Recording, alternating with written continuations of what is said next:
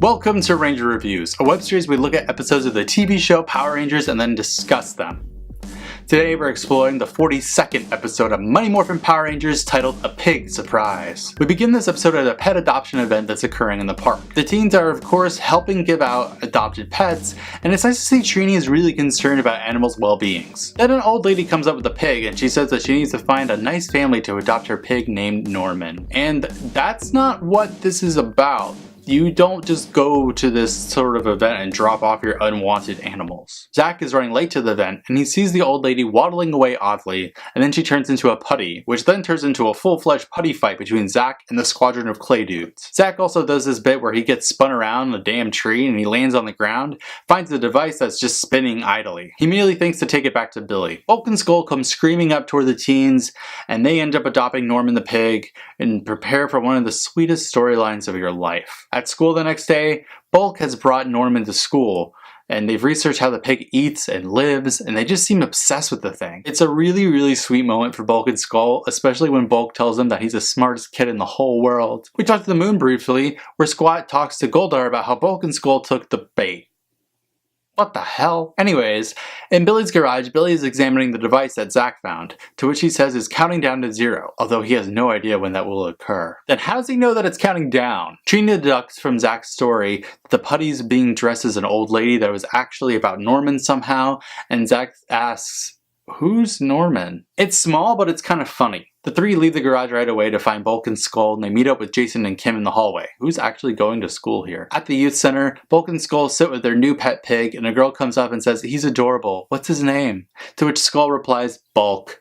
My god, the homoerotic undertones are becoming overtones. On the moon, Rita casts a spell, and then we see that the device in Billy's garage has stopped working. Looks like it's reached 0. Then suddenly, the pig turns into the pudgy pig. Ah, welcome back, old friend. Bulk and Skull are freaked out and start to run away from the monster, and they even offer him some of Bulk's sandwich. Zach shows up to tell Bulk to just give him the sandwich, and the two run away.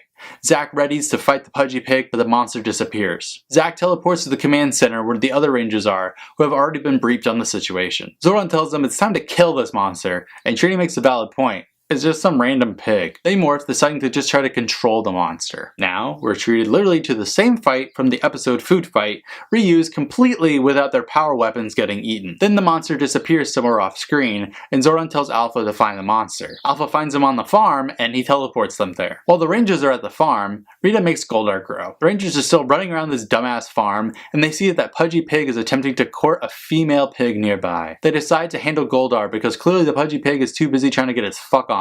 They teleport back to the city where they're immediately hit by Scorpina and then attacked by putties. This episode is bonkers. Also, we've definitely already seen this fight before in Green with Evil Part 3. The Rangers call on their Dinozords in the slowest way possible to stretch this episode out as far as it'll go before they bring them together into the Megazord. A recycled Goldar versus Megazord fight occurs when Jason calls for the Megazord. They use it as a melee weapon against Goldar, who ends up just disappearing. Then Rita yells at Goldar for sucking. Back at the farm, the teens show up and Billy has recalibrated the device, and it turns Pudgy Pig back into Norman. The next day at school, Trini comes into class to tell everyone that the farmer has decided to adopt Norman as well. Also, Mr. Kaplan is substituting Miss Appleby's class for some reason, and he says that a live specimen is coming in, and he brings in a pig for some random ass reason. It sends Bulk and Skull into PTSD, and everyone laughs. The end. This episode is clearly a lot of recycled Japanese footage. I mean, a monster they've already defeated comes back, and they use a ton of footage from another episode. Why? Because they had legitimately run out of Japanese footage at this point from the original source material. They only really had 1 or 2 more episodes worth of unused footage after Doomsday, and that was used for Rita's Seed of Evil. Now they're kind of stalling for something cool that's about to come around the corner. Actually, now that I'm thinking about it, there is one more. Other than that, I don't really mind this episode. Sure, it was made with a budget of $1 and natural progression of fights making 0 sense, but I have to give the editors and writers some credit for filling 20 minutes with literally nothing. Also, that Zach vs. Putty's fight in the beginning made it all worth it. So will we see another return monster next time? Until then, may the power protect you.